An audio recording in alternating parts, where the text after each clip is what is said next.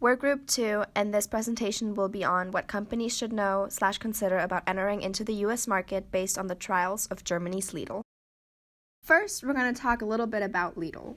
Lidl Stiftung & Co. is a German global discount supermarket chain. Lidl is the chief competitor of the similar German discount chain Aldi. There are Lidl stores in every member state of the European Union, as well as Switzerland, Serbia, USA, and Australia. There are currently over 10,500 stores. Lidl is part of the Schwarz Group, which is the fifth largest retailer in the world with sales of $82.4 billion. The first store was opened in 1973, copying the Aldi concept. They rigorously removed merchandise that did not sell and cut costs by keeping the size of the retail outlets as small as possible. In June 2015, Lidl announced it would enter the U.S. market, focusing on opening locations in East Coast states. In June 2017, Lidl opened its first stores in the U.S. It planned on opening 100 stores by 2018. In November 2018, Lidl announced plans to acquire 27 Best Market stores in New York and New Jersey. Now moving on to the relationship between Lidl and Aldi. Lidl is actually Aldi's rival in Germany, both being very similar with their low price strategy. Aldi has already had the chance to figure out what works and what doesn't in the U.S. market, and that is something Lidl needs to understand. Although rivals, Lidl is trying to learn from Aldi if they want to be just as successful. Why did Lidl come to the United States? There are many reasons for companies to expand and go international, and Lidl is already available in 28 countries, and deciding to enter the U.S. market could greatly benefit this company, since in 2016 the grocery market revenue alone was $8 billion.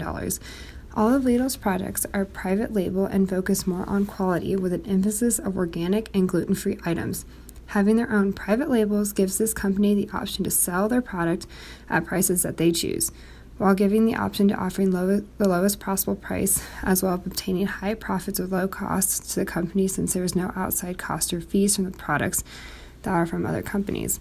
Lidl decided to enter the market at a time when shopping preferences had started to change from historical trends, and making these selling points much more attractive to the average customer. With smaller selections of products under its own label will make shopping more convenient, efficient, and cheap. So when taking a look at Lidl's business plan since their introduction into the U.S. in 2017, up until today, it is seen as being poorly designed and poorly executed. Foot traffic in their stores is an issue, as well as keeping their customers.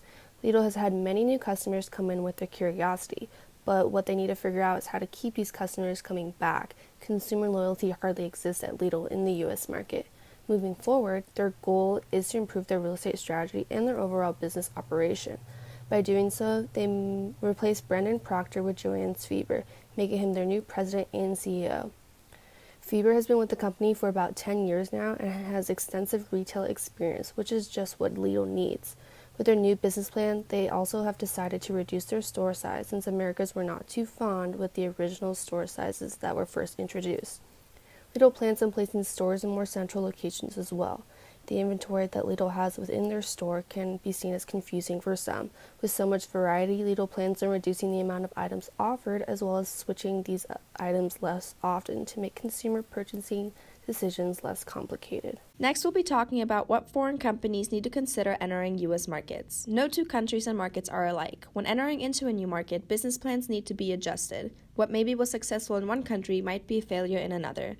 One of Lidl's biggest mistakes was not rethinking their business model for the U.S. Having an advantage over the competition is a must. Lidl stocks a limited assortment of products and offers customers a mixture of private labeled goods. Because Lidl stocks so many of its own private labeled products, they are able to sell everything at a deep discount. Retailers like Kroger and Walmart, who dominate the grocery market, are utilizing a strategy known as strategic entry deterrence, where they lower prices to match or beat prices on products sold in Lidl stores, effectively eliminating a price advantage for Lidl. Without a price advantage, Lidl has been unable to attract and retain customers on a larger scale. Lidl also did not put much consideration into location. When entering the U.S. market, there are several factors that foreign companies can overlook. Companies, when entering the U.S. market, can lose focus. In other countries, companies work on a smaller scale than companies in the U.S. Foreign companies must put a larger focus on understanding what business looks like in the U.S. Foreign companies also tend to misunderstand the market dynamic. These companies can tend to misunderstand the customers, channels, and laws and regulations. Having a full understanding of these factors can help the integration process. Companies can also suffer from slow reorganization. With different time changes, if a company has never expanded internationally before, it can be hard to learn how to communicate effectively with other employees who are overseas. Learning to do this beforehand can help make the reorganization process once in the U.S. easier. Foreign companies also tend to look over cultural differences. Every country has different ways of conducting business. Being able to understand the cultural differences in the U.S. market can make conducting business in the U.S. easier from the start. Now I will talk about the relation to diversity.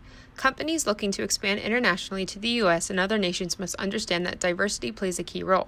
If a company makes assumptions about a foreign market, that can lead to diversity issues. Every market is made up of individuals with different demographic and psychographic backgrounds. If a foreign company were to make assumptions about a foreign market, they could either not succeed in attracting that market or potentially offend customers. Another factor that companies must consider is that business processes are diverse and vary country to country. In some countries, a business card must be handed over with both hands. In the U.S., eye contact is very important when shaking hands. Being aware of these different rules and customs can help a company become more inclusive overall. Foreign companies should also be aware that many consumers in the U.S. like to associate themselves to diverse and inclusive businesses.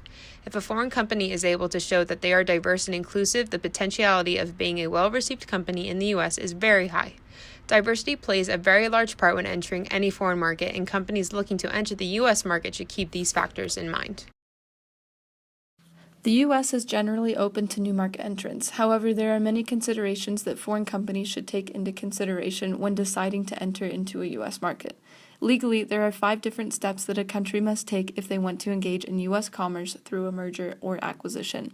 They must begin with the letter of intent.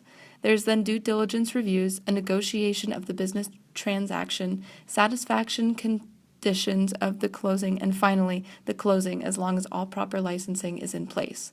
Even in the case that all requirements are met, there are still laws that may prevent workers from foreign companies to take jobs overseas due to immigration laws. After the process of obtaining legal permission to operate in the U.S., the company must then understand the taxes that will be incurred through the country. They must also ensure that they have adequately researched the U.S. market. Many companies underestimate the difference in preference between their local market and a foreign one.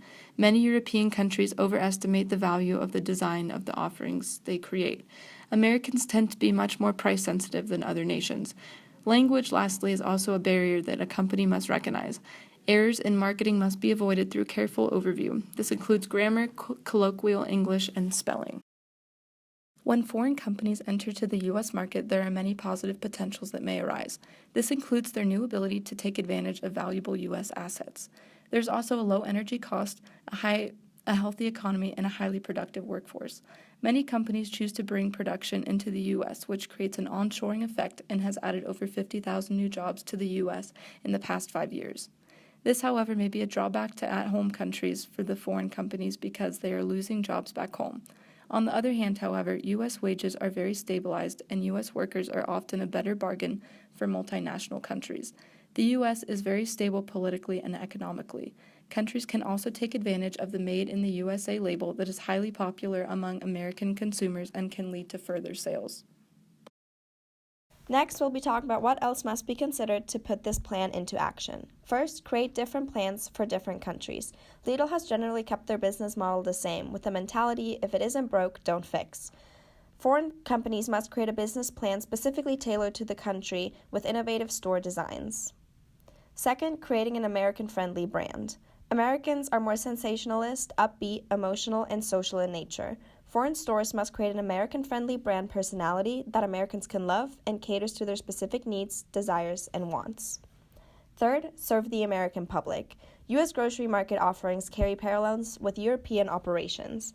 Everyday essentials are at the heart of special offers. This provides consumers with value for their items they really need. Stores should use the scarcity effect to encourage consumers to shop regularly, catering to their fears of missing out on good deals. Weekly deals/surprises keep consumers guessing and excited to come back to the stores. Lidl's CSR activities. Foreign companies have an advantage if they help their communities rather than pillage from them. They need to connect with consumers at an emotional level and fuse greater connections with the American public. Corporate social responsibility activities in a new market is an excellent way to earn consumers' trust.